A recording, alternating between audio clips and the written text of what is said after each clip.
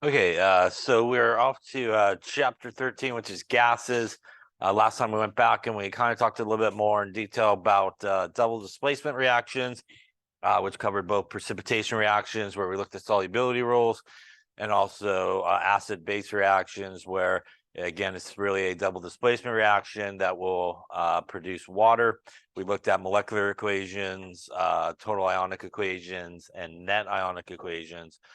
Remember, you're looking for your spectator ions, get rid of it in the total ionic equation to leave you your net ionic equation that is left over.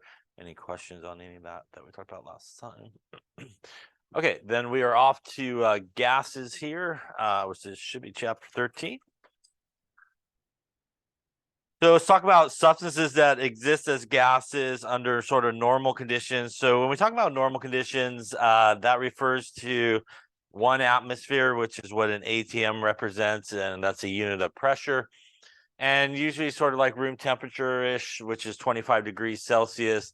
And under these kind of normal conditions, ionic compounds really don't exist as gases. And that's really because of the very strong electrostatic attraction that there is between the different ions.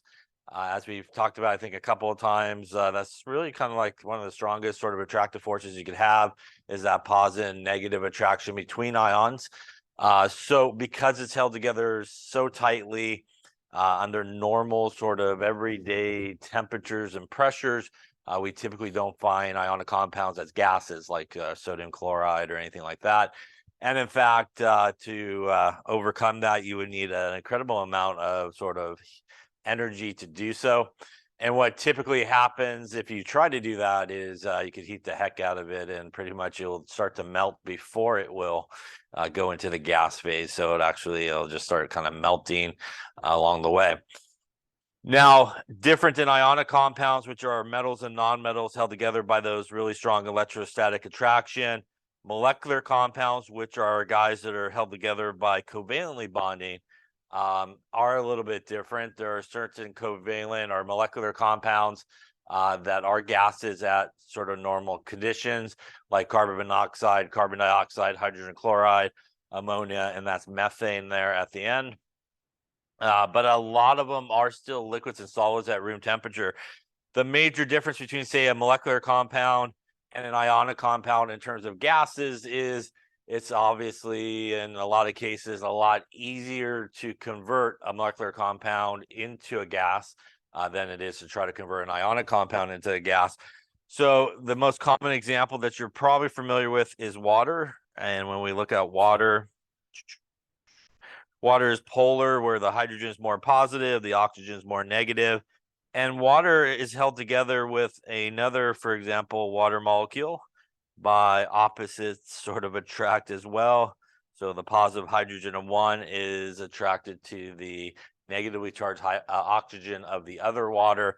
This is what is referred to as hydrogen bonding. And hydrogen bonding is what is a intermolecular force. And that is the force that holds one molecule together with another. So that bond between the two water molecules is what's example holding it together in the liquid phase. And that's different than, say, the internal bonding that we see, which is the covalent bonding between the oxygen and the hydrogen, where they are sharing electrons. That's what's known as an intramolecular force,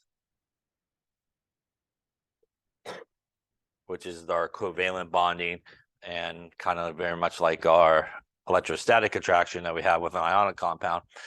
So the reason it's easier to convert it into a gas is that force there, which is an intermolecular force, is always weaker than the intramolecular force. So because what holds different water molecules together is this intermolecular force. Although it's a relatively strong intermolecular force, it is much weaker than the intramolecular force within the actual molecules themselves. So what that means is when we go to heat something like water, what happens is we just need to supply enough energy to break the bond there between the different water molecules. And that happens at its boiling point, right? 100 degrees Celsius. And then these water molecules can go off into the gas phase, right? And we know that is what happens when we heat up water, right? Because we get steam, which is still water. If it was the opposite way around, where the intramolecular force was weaker than the intermolecular force, what would happen when you started to heat it is the individual bonds would break, and you would have like alphabet soup. You have hydrogen gas, oxygen gas, which probably not so great if you're heating up some water and you start producing that, as you know, from the popping sound as we did those experiments that produce those things. So we do not see it falling apart, each of the individual water molecules, when you heat something like water. But what we do see is the water molecules separate from each other and still remain water molecules. So that's how we know that this intermolecular force, hydrogen bonding, is a much weaker force than the intramolecular force, covalent bonding, that's holding the individual water molecules together. So because covalent molecules or molecular compounds are held together by these intermolecular forces, it's much easier to convert them into gases than an ionic compound, because really an ionic compound is held together by intramolecular forces. The electrostatic attraction between the positive and negative ions is basically what holds that together. So the general rule is the stronger the attractive forces between molecules, the less likely you'll find that as gases under normal conditions. So things with really strong intermolecular forces will usually also have really high boiling points, so a lot more temperature to get them to boil to go into the gas phase. Things with weaker intermolecular forces, much easier for them to go into gas phase. That's why something like methane, which is this guy, that's a non-polar molecule. What it uses for a intermolecular force is what's known as dispersion forces, which are these temporary super weak type of forces that hold one, say, methane molecule together with another. And that's why if you look at it really quickly, it will just, go into the gas phase. It's very easily done. And that's why we see methane coming out of our gas when we light our Bunsen burner, obviously in the gas phase. A lot of organic compounds, especially early organic compounds, because they're non-polar, they have these very weak intermolecular forces, are found as gases. Things like methane, propane, butane, right? Those are all very flammable gases that happen because of that weak intermolecular forces that occur. Any questions on that there? So what are some substances that are found as gases under sort of normal conditions? So some of our normal ones that we would expect, a lot of those diatomic molecules, which are elements and how they naturally come. So hydrogen gas, nitrogen gas, oxygen gas, fluorine and chlorine. Those are gases under normal conditions. So is ozone, which is O3. Then obviously our group 8 there on the periodic table, which are our noble gases.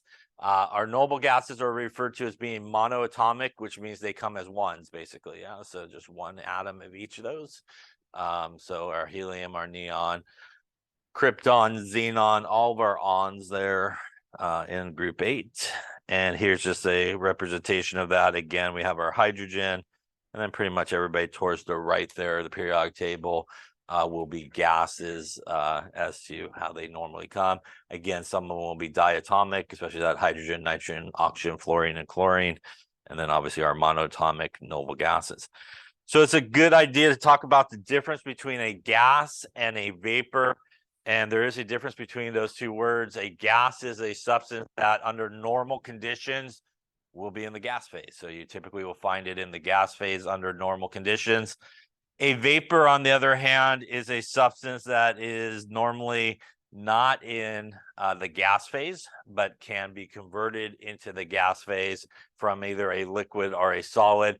So going back to our water example is a very common example of that. That's why we sometimes refer to it as water vapor rather than water gas, because it sounds funny when you say water gas, I think. But it is sometimes referred to as water vapor because, again, water is normally found in the liquid state, but we can easily kind of convert it into the gas state and it becomes more of a vapor. Also sometimes referred to as steam, obviously, when it does that.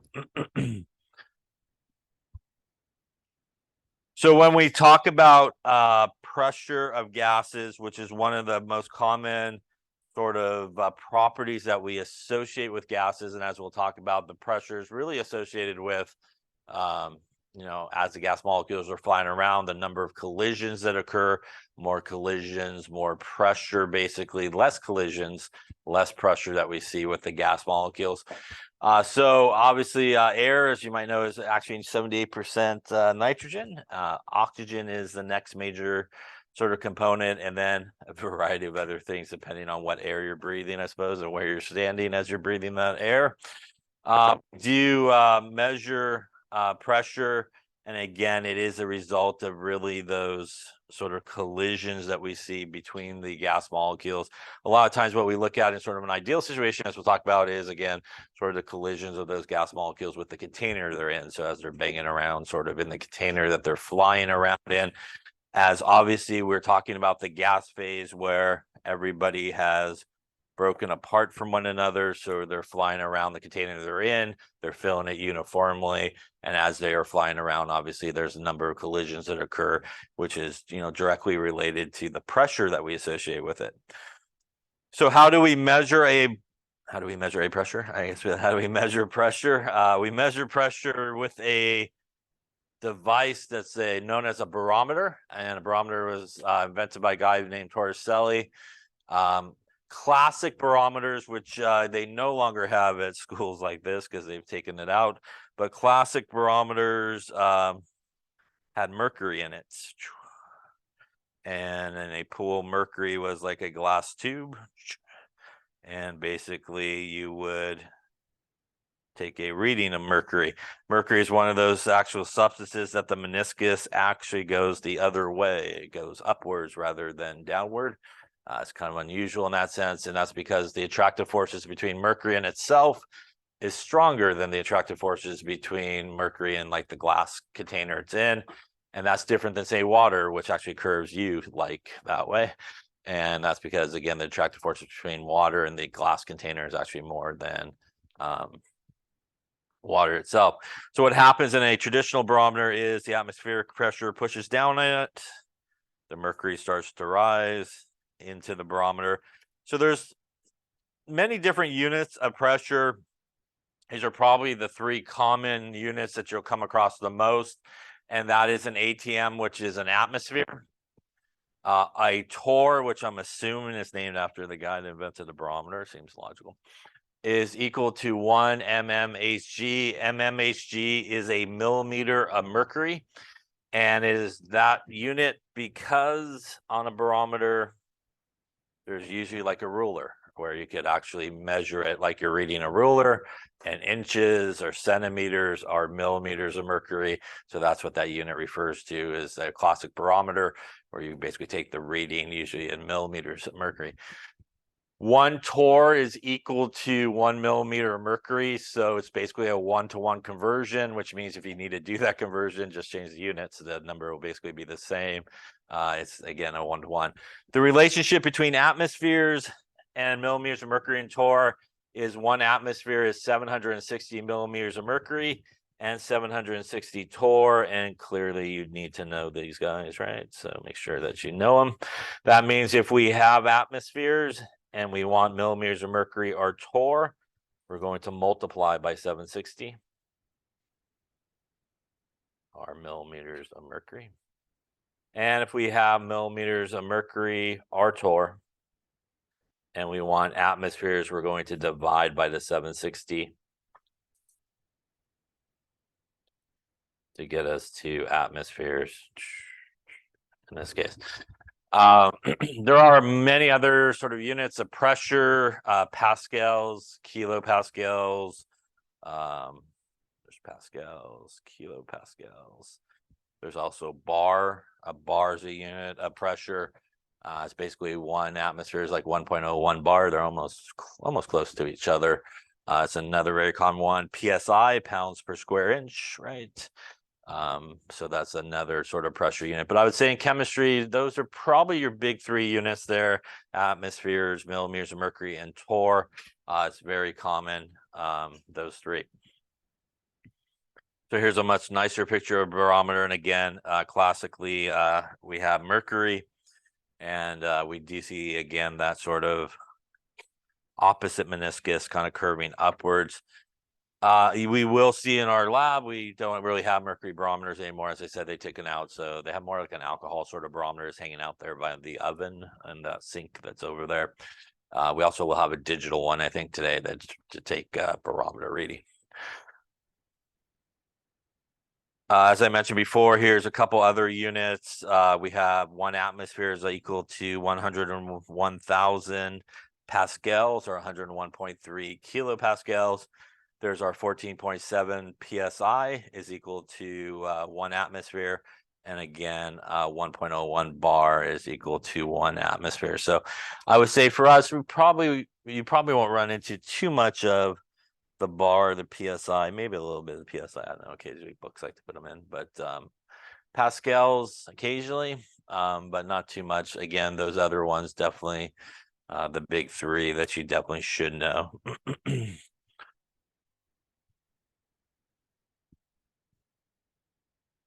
So we're going to talk about several different gas laws here. And really, when we talk about gas laws, there's really 3 variables that we look at, which is pressure, volume, and temperature. And when we look at pressure, volume, and temperature, a lot of times in a number of these gas laws, we will keep one thing constant. It's kind of vary maybe a couple of other things. So the first one we're going to look at is what's known as Boyles Law. And Boyles Law, he basically studied the relationship between pressure and volume. So with Boyles Law, it's pressure and volume, and we keep temperature constant here. So under Boyles Law, we're going to keep our temperature constant. And it states that basically at a fixed amount of gas that's maintained at a constant temperature is inversely proportional to the gas pressure. That's what all this little symbol means, the proportional symbol. And this relationship here is an interesting relationship that develops for Boyles Law and some other gas laws as well. If you take the pressure and volume of a particular gas at a constant temperature, it will always end up at the same number, which is what the little K represents there. That's what's known as a proportionality constant. That means you could do an experiment where you take a bunch of pressure and volume measurements for a particular gas under constant temperature, and every time you multiply those 2 values together, it will always equal basically the same number. And because it will always pretty much equal the same number, you could actually set it equal to itself, and for kind of like a before and after sort of condition that occurs. And when we look at that relationship, more so this one in the box, which clearly you do need to know, is Boyles Law, and that is P1 times V1 is equal to P2 times V2. Once again, this is at constant pressure, constant temperature, I'm sorry. And in the case of the pressure on both sides, it does not matter what unit it is in, as long as they are the same unit on both sides. So they do have to be the same unit on both sides, but you could use any pressure unit you like, as long as they are the same. Same thing here with our volume. You need to have the same volume on both sides. And again, doesn't matter what that unit is, but it does need to be the same on both sides. So what is the relationship that we see here with Boyles Law? The idea here is when I have a much smaller volume, so this is my volume of gas, my gas molecules pretty much don't have a lot of room to fly around it. Yeah. So in that very small volume, I would expect a lot more collisions to happen because, frankly, they got nowhere to go. And the result of that is we're going to see an increase in the collisions, and we would see an increase in pressure. So as the volume goes down, what we see is the pressure will actually go up because they're all crammed together. Like if we all went into a super small closet, the pressure would be very, very high, right? Because we're all going to be bumping into each other, right? There's not a lot of room to move around. It's sort of the same idea. Opposite of that is if we decide to increase the volume, now we're going to give our gas molecules a lot more room to fly around. It's going to take longer for collisions to occur. And actually what we will see is the pressure will start to go down. So if the volume is increased, the pressure will go down. So these relationships is pretty much what we see with Boyles Law. It's at constant temperature, which means the gas molecules are going to be flying around at the same rate because the temperature is remaining relatively constant. But it's actually here the volume that's going to have a major effect on the pressure. And again, smaller volume, more collisions, higher pressure, larger volume. Everybody's got a little bit more room, so lower number of collisions going to occur and a little lower of the pressure. Any questions on that there? By the way, this is one of many gas laws, which obviously they're in boxes, so you do need to know the gas laws. If you go across the equal sign, right, everybody ends up in opposite locations, right? So if we need to solve for P1, we would take the V1 to the other side, and it would be divided, right, because it's on top, so divided to the other side on that case. So this is what we see in this graph. Again, here at low volumes, we have a much higher pressure that's occurring. And as we start to give everybody a little bit more room to sort of fly around in and increase the volume, we do see a pretty dramatic drop in the pressure as, again, everybody has a lot more space, which will lower the number of collisions. All right, so let's take a look at one here. An inflated balloon has a volume of 0.55 liters at sea level, which is 1 atmosphere. Goes to 6.5 kilometers where the pressure is 0.4. At constant temperature, let's take a look. And I would highly recommend when you're dealing, especially with gas law sort of problems, we're going to have a number of different gas laws to sort of choose from. So a really good idea is really just to pull out the information from the problem and label what you have. And a lot of times it'll kind of point you in the right direction of what gas law to use. You can almost kind of see the gas law. So if we did that in this case, we obviously have a volume that is 0.55 liters. We have 1 atmosphere, which is a pressure. We are changing the pressure there to 0.4. And we are looking for a volume in this case. So once again, you could kind of see, obviously we only have one to choose from at this point, but you could kind of see pretty much Boyles Law here, which is our P1 V1 equals P2 V2. Doesn't matter really which ones you call 1s and 2, not really, as long as you keep the numbers that go together. And most people just kind of go with the order it is in the problem. So we'll call this 1s. We'll call this 2s.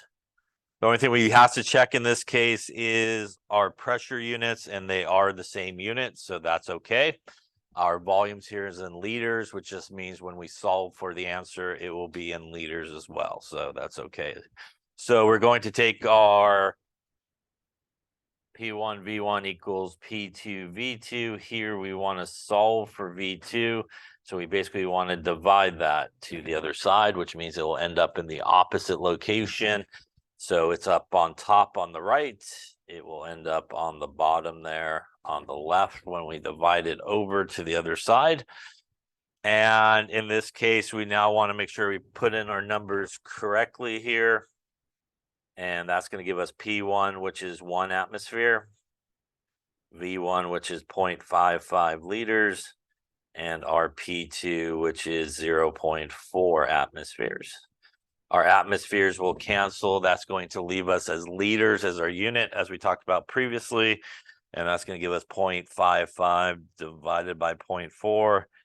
Going to get us a 1.4 liters in this particular case as our new volume.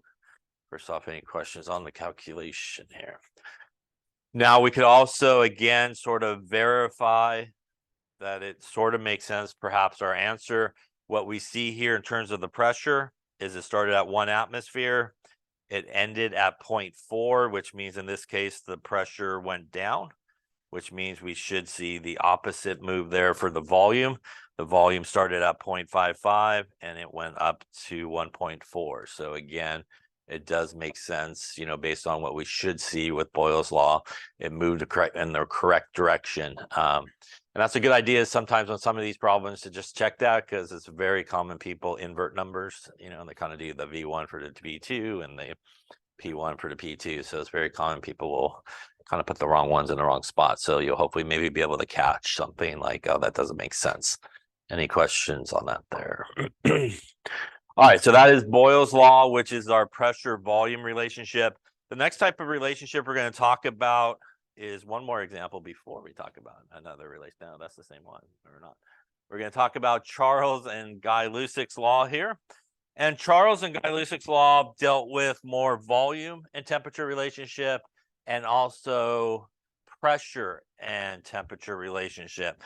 So Charles' law really dealt with volume and temperature relationships, holding constant pressure. Guy Lussac's law dealt with pressure and temperature relationships, holding constant volume. So in these situations, we can look at sort of what's going to happen in terms of our pressure and all that kind of stuff based on these two situations. So let's take a look at Guy Lussac's law first, where pressure and temperature is being varied and we have a constant volume. So that means that we have some gas molecules locked into this constant volume. And pretty much the volume is not going to change of this particular container. So what will happen in this case if I increase the temperature? If I increase the temperature, will my gas molecules be moving slower or faster? If you increase the temperature, they have more energy, which means they should be moving faster, right?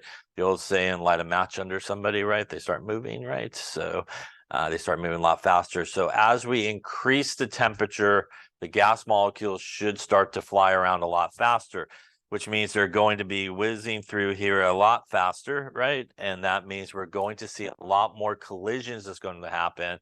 And that means that we should actually see the pressure here start to go up in this case, because they're moving around faster, more collisions. We will start to see the pressure start to rise in this situation. Now, if we have the same sort of situation there and we decide to do sort of the opposite, and instead of increasing the temperature, we're going to actually decrease the temperature here. When we go to decrease the temperature, our gas molecules are now moving, dramatic drawing here, much slower, right? As they have less energy, which means it's going to take longer for those collisions to occur. We're going to see a decrease in collisions. And when we start to see a decrease in collisions, that's going to correlate to a decrease in the pressure.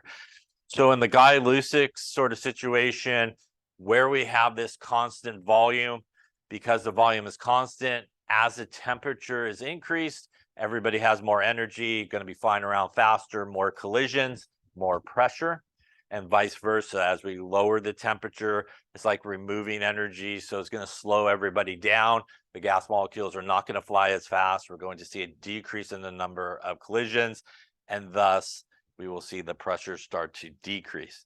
Any questions on that relationship there? So what happens when we move over to Charles' law and the relationship of volume and temperature at constant pressure? So can kind of borrow what's happening here on the right to help us maybe understand. If I increase the temperature here in this situation, let's just say I had a volume like this. Once again, what's going to happen, much like it did on the right-hand side there, our gas molecules are going to start to fly around a lot faster. And we would expect an increase in pressure, but this is at constant pressure. So the only way to keep it at constant pressure is we increase the temperature, the volume needs to adjust. So what will happen in this case is the volume will actually increase as well. And what that does is, even though the gas molecules are flying around faster, they now have a lot more room to fly around in. So what that does is keep the number of collisions relatively constant, and that's going to keep our pressure relatively constant.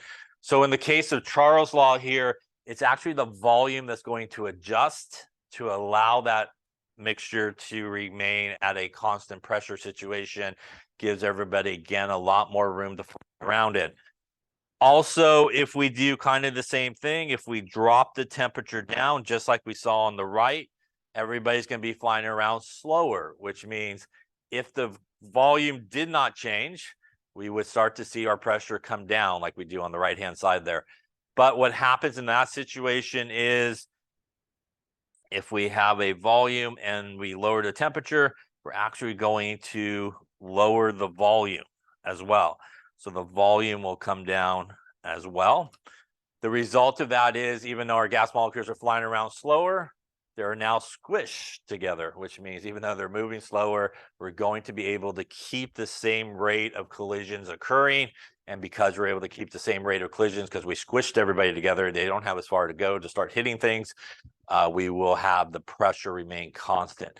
So Charles' law, the way it's able to basically maintain that constant pressure is the volume will basically be able to adjust in accordance to keep the pressure constant. We do not get that pressure, that volume adjustment here in Lusac's law because it's fixed. It's in a rigid container, no way for that volume to kind of adjust itself. And we get that increase in collisions and the increase in pressure when we can adjust the volume. But in the Charles' law situation, we have the ability in the container sort of adjust it like a movable piston up and down type of thing, where it can give everybody a little bit more room to fly around in. And that's what's going to allow the pressure to remain constant. So the relationships we see here, again, pretty much as one goes up, the other goes up. And as one goes down, the other sort of variable goes down with it. Any questions on those relationships there? All right, so when we take a look, and we'll take a look at it here, we'll come back to that slide in just a second. If we graph the relationship between volume and temperature for any gas that you like, and you draw some straight lines, and you actually extend the lines to the temperature axis there, they all hit pretty much the exact same number, which is minus 273.15 degrees Celsius. That number looks familiar. That's the number we use to do what? Convert to Kelvin. And Kelvin recognized the relationship of that. And if we were to convert this to Kelvin, we would add a positive 273.15, and that would give us 0 Kelvin, which is absolute zero, basically.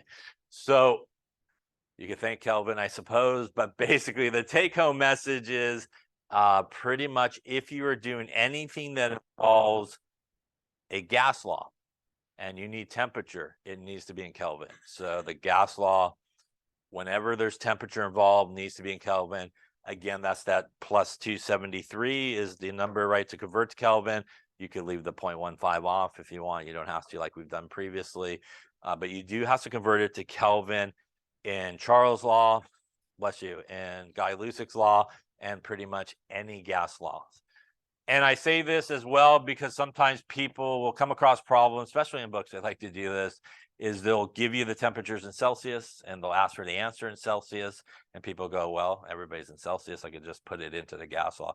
You can't do that. You actually have to take it from Celsius to Kelvin, go into the gas law, and then convert it back to Celsius. So a lot of times books will have those type of problems where it's like Celsius to Celsius, and people think you don't have to do the conversion, but you do. So whenever anything goes into the gas law, this temperature got to be Kelvin, 100%. So always Kelvin there for any gas law, pretty much. And again, that is our temperature in Celsius plus a 273, right? Gives us our temperature in Kelvin. All right, so let's look at each of these gas laws here that we've been sort of talking about. And we do get this similar sort of relationship that we saw that does equal a constant as you take volume over temperature. We have our Charles' law, which is over here on the left. And once again, this is at constant pressure. And the temperature needs to be in Kelvin for sure. And that is V1 over T1 is equal to V2 over T2. Once again, here to solve for whatever you're looking to solve for, it should be up on top by itself. And again, opposite locations as you go across the equal sign to get there. Our guy Lussac's over here, P1 over T1 equals P2 over T2. Once again, our temperature here in Kelvin. In terms of the other units, the volume or the pressure in either of these formulas, it doesn't matter as long as they're the same. So as long as they're the same units, you can use any pressure unit you need, and you can use any volume unit that you need as well. Any questions on those there? And obviously those are the relationships we were just talking about on the previous slide. All right, so let's take a look at some perhaps here. All right, in an experiment, 452 milliliters of a gas, and a light bulb goes from 22 to 187. What is the final volume?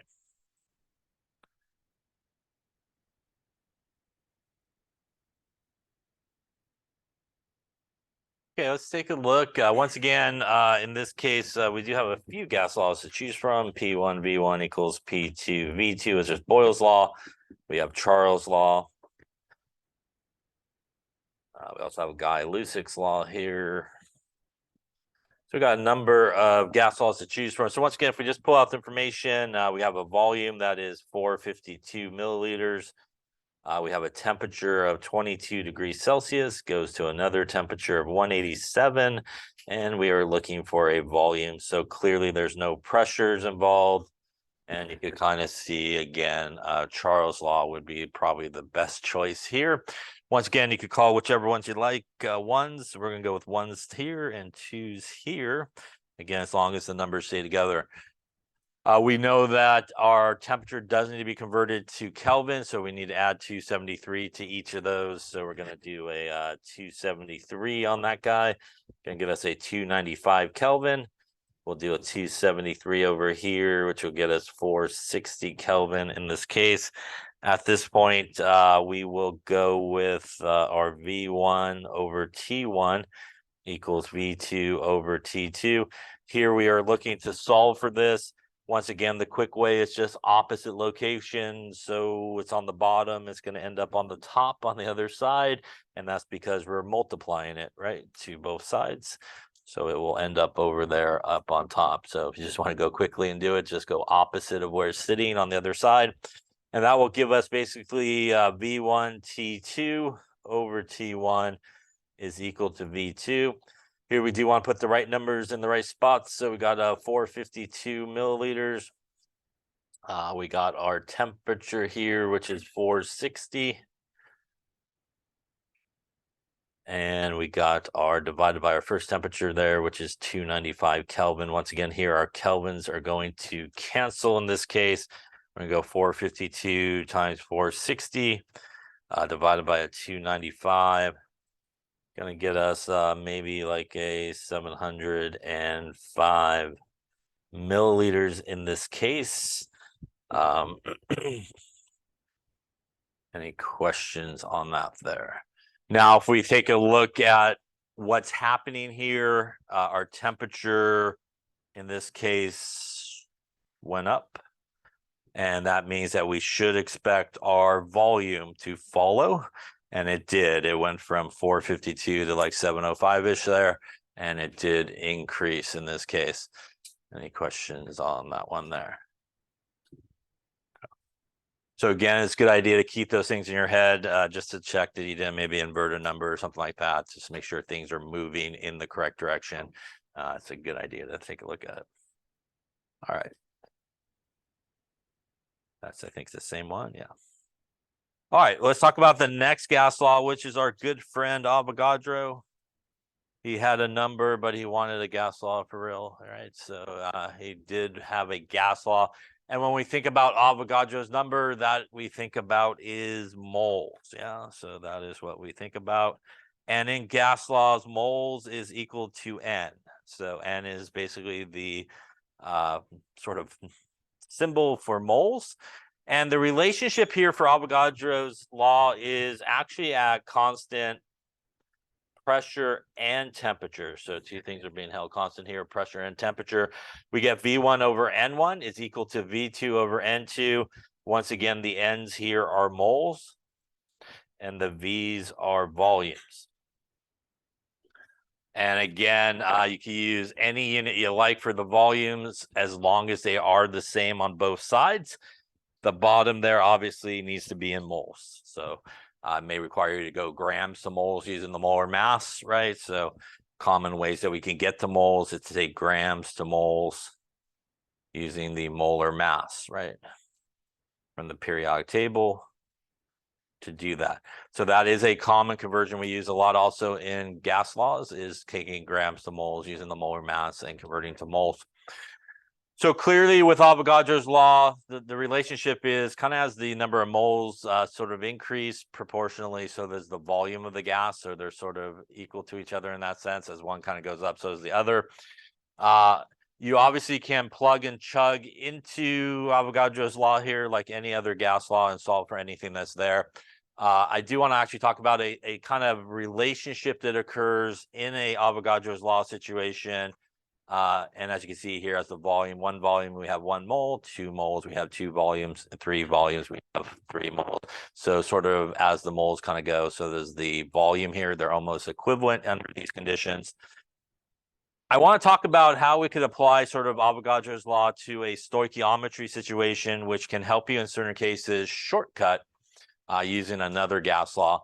So if you find yourself in a stoichiometry sort of problem, which we'll talk about shortly here with gases, and it happens to be under constant temperature and pressure. So what we're talking about here specifically for these conditions of constant temperature and pressure, which is Avogadro's relationship, we could actually do stoichiometry with volume, just like we do stoichiometry with moles. So if you remember in stoichiometry, if we have an equation such as this, we could say that there is 1 mole of N2 gives us 3 moles of H2. We could say 1 mole of N2 gives us 2 moles of NH3. These are just the coefficients like we would do stoichiometry.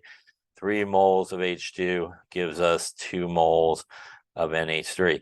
Under a constant pressure and temperature situation, if you have all gases like what we have here, you could look at those coefficients and call them the volumes of each of those. So we could do something like 1 liter of N2 gives us 3 liters of H2.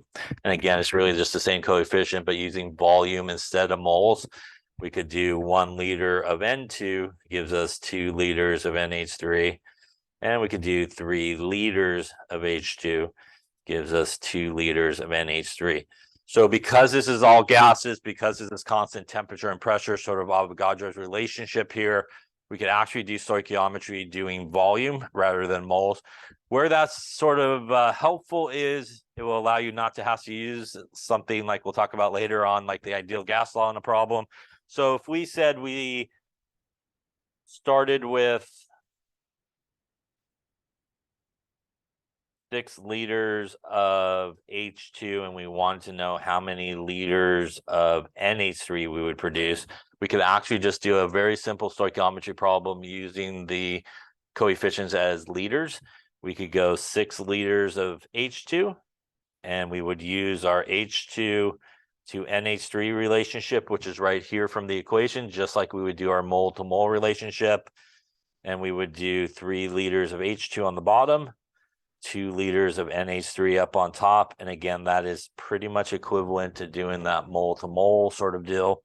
And that will get us something like 12 divided by 3, I think.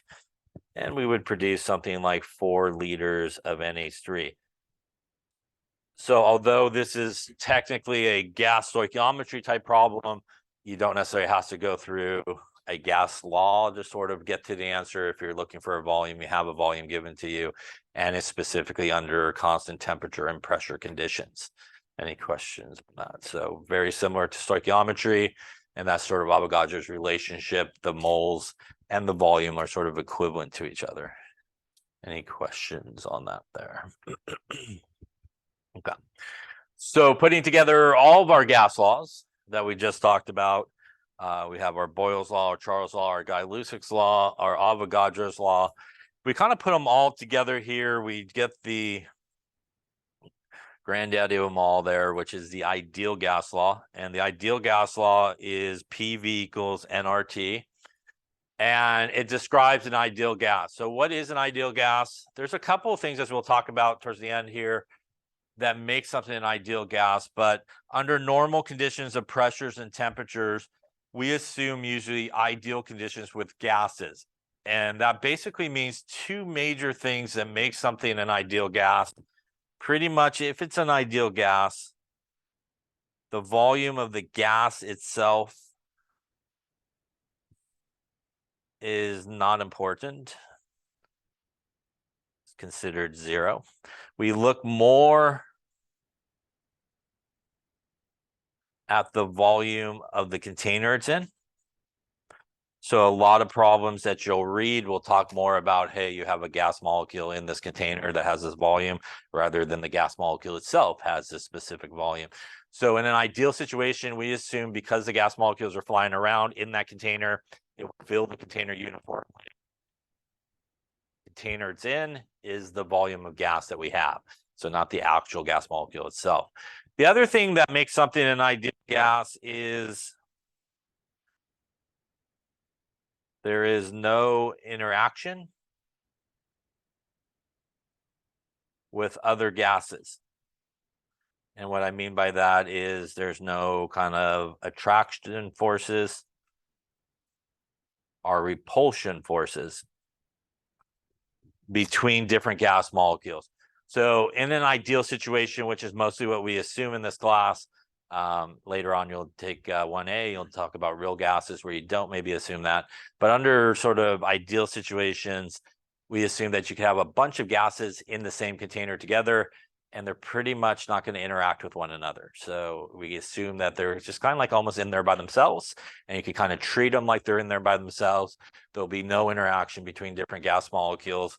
And that has a really important simplification of how we do calculations. So we don't have to worry about, is this guy attracted to this molecule, or is that one repulsed by that molecule, which makes this ideal gas law look much, much scarier later on when you see the van der Waals equation in 1A, where you take all those things into account. There's a lot more letters and symbols and stuff that you have to use to take those things into account. So most of the time in here, everything's going to be ideal situations. And those are the two main things that make something an ideal gas. Pretty much the volume of the gas is not important, it's negligible, and there's no real attraction if you have multiple gases in the same container. You could think of them as being in there by themselves. Also important about this law, which is PV is equal to nRT. This is different than all the other ones that we saw. All the other ones are kind of like a before and after condition, two pressures, two volumes, two temperatures. This is kind of like a one and done situation. And this is also the most restrictive in terms of the units that you have to use when you use this equation. So when you use this equation, the pressure here has to be in atmospheres. So you have to have the units in atmospheres. The volume has to be in liters. N has to be in moles. T has to be in Kelvin. And the reason for all of that is the gas constant, which is R. And that is 0.08206 liters times atmosphere, Kelvin times mole. A lot of books and people will round this to 0.0821. I personally use the other number because that's what they beat into my head, and I can't get it out as much as I try. So I will always probably use the other number, but a lot of books and stuff will use more of the rounded number of 0.0821 these days. And the good news about that is those units that you see with the gas constant is pretty much what everybody else in that gas law needs to be in. So if you ever forget sort of what units things need to be in, and you remember at least the units for the gas law or the gas constant, you can figure out the units for everybody else. That is a value that you always have available to you and most commonly never given to you in a problem. Yeah, so they never usually will give you the gas constant in a problem. It's kind of like Avogadro's number and things like that. They just assume that that you have that number sort of available to you.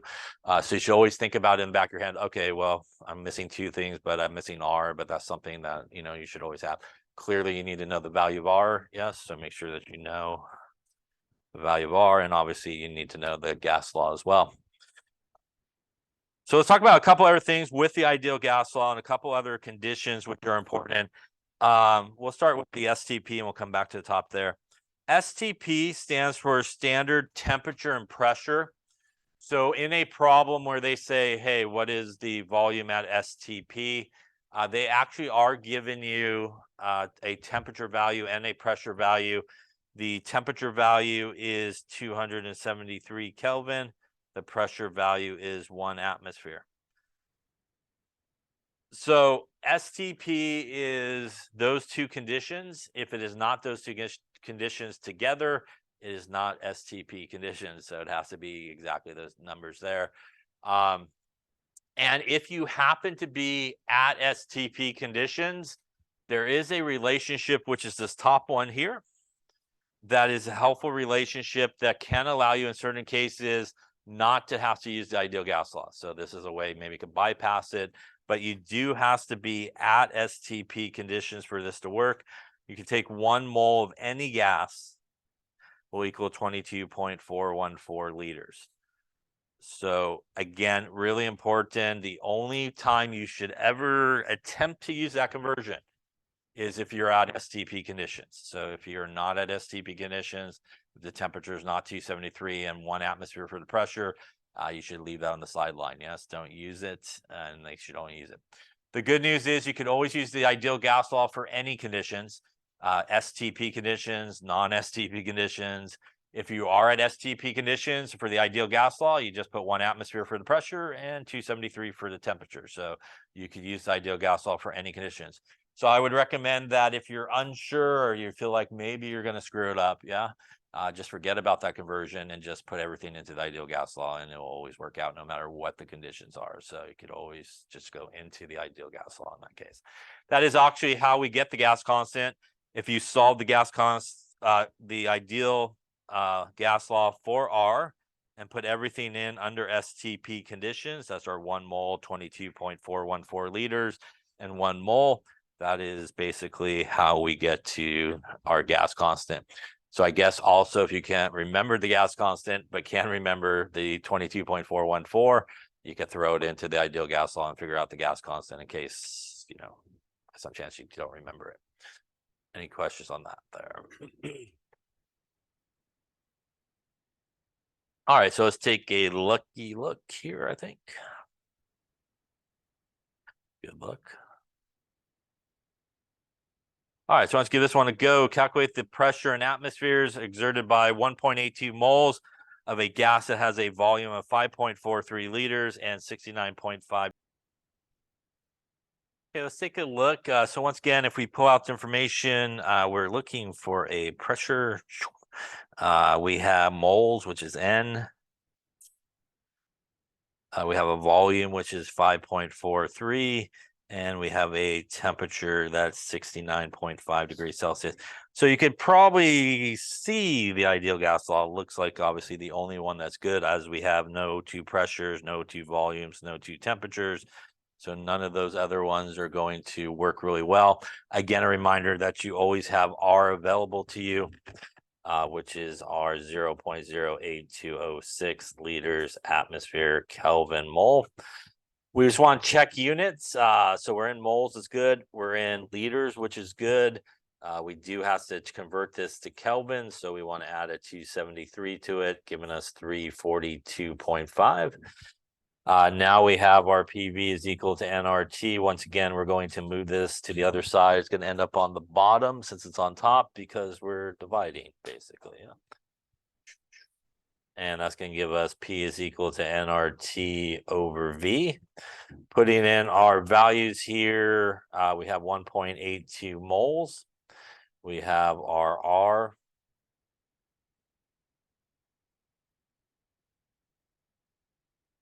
We have our temperature, which is 342.5 Kelvin, all divided by our volume of 5.43 liters. The moles will cancel, the Kelvin will cancel, the liters will cancel. That's going to leave us just atmospheres as the only unit that's left over. And we're going to take our 1.82 times 0.08206 times 342.5 divided by 5.43. Going to get us a 9.42 atmospheres in this case. Any questions on that one there? Yeah.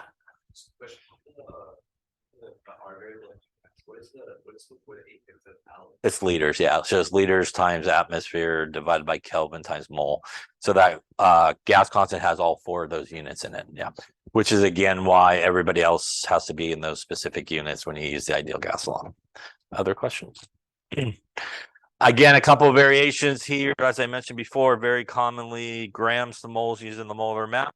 Also very common milliliters to liters conversion. Yeah, is used a lot in these, right? 1,000 milliliters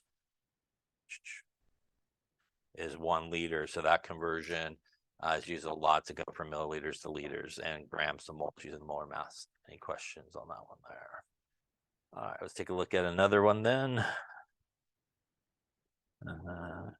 Calculate the pressure exerted by 32.5 grams of SF6 in a steel vessel at a volume of 252 and a temperature there of 45.5.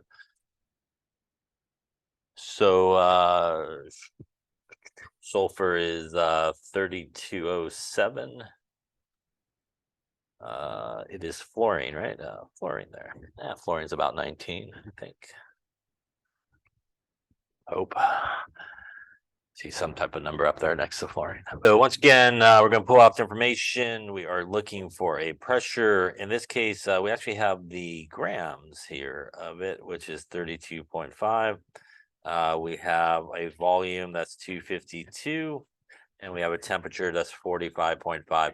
So we don't have any two pressures, two volumes, so we know ideal gas law is probably where we're heading with this. We also know that from this we could get to moles by using the molar mass here from the periodic table. To do that, we also need to convert this to liters, and we need to convert that to Kelvin before we go in there.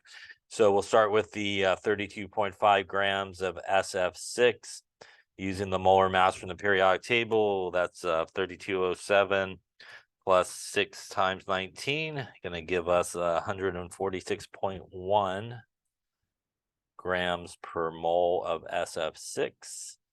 And that will get us 32.5 divided. Looks like 0.222 moles of SF6. We got our 252 milliliters converted to liters. So that's 1,000 milliliters is a liter. 0.252 liters. And lastly, our 45.5 plus 273. Going to get us to 318.5 Kelvin. Now we got everybody there in the right units. So we're going to divide our volume to the other side. And that will give us P is equal to nRT over V. Once again, we always have R, which is a constant.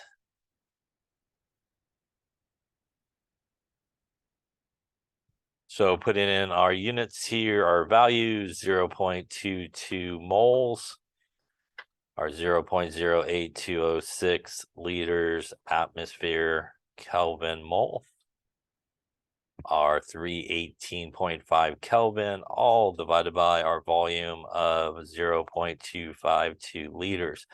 Liters cancel, Kelvin cancel, and moles cancel, which again leaves us atmospheres, which is what we're looking for.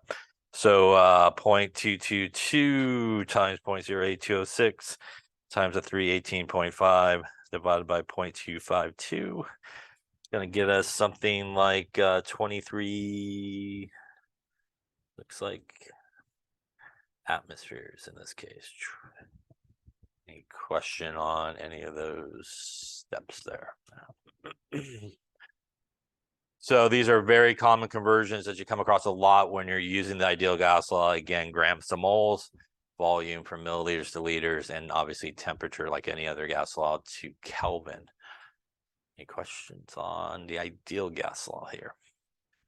So you really the one that you want to use in a situation where you don't have twos of everything, pretty much just one kind of set of everything.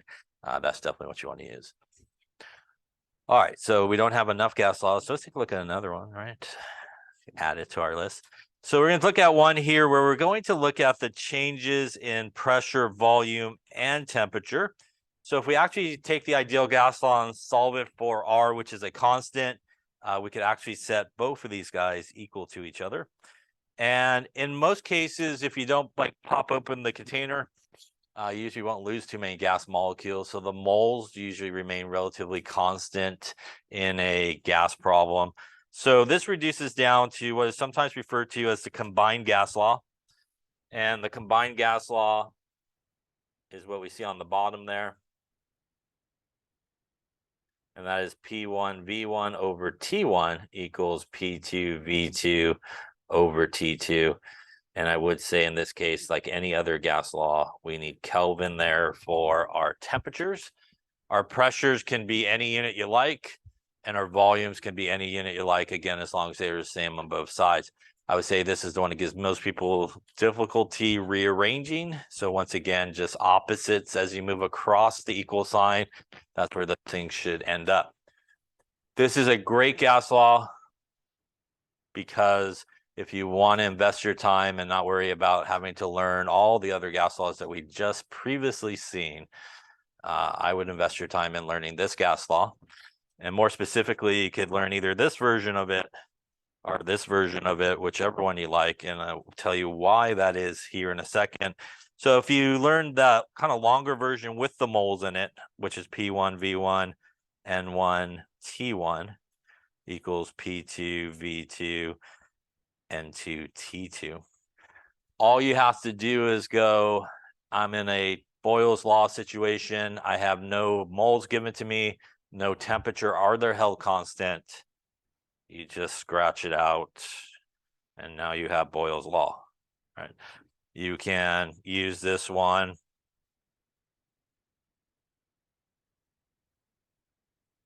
And go, I'm in a Charles Law situation where we have constant pressure and nothing about moles. You just scratch those out. Now you have Charles Law. You can use this one.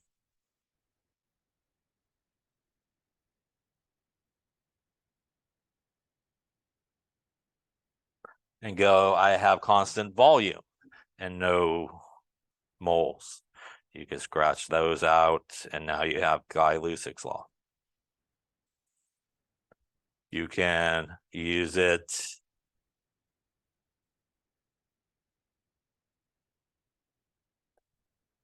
and go, I have constant pressure and temperature. So you could cross those out, cross the right ones out, and now you have Avogadro's law. So you pretty much could get every single law from that one by just scratching out whatever is constant, whatever is not given to you in that problem, and you could get all those other gas laws that we just learned and all the other situations. So I would invest, if you want your time, since you do need to know all these gas laws, know the ideal gas law, and really you can know the combined gas law, and pretty much you could get any gas law that you need from those two just by scratching out what you don't have or what's held constant, and you'll have everything you need. Any questions on how to get to all those other ones from those gas laws? Yeah. All right, we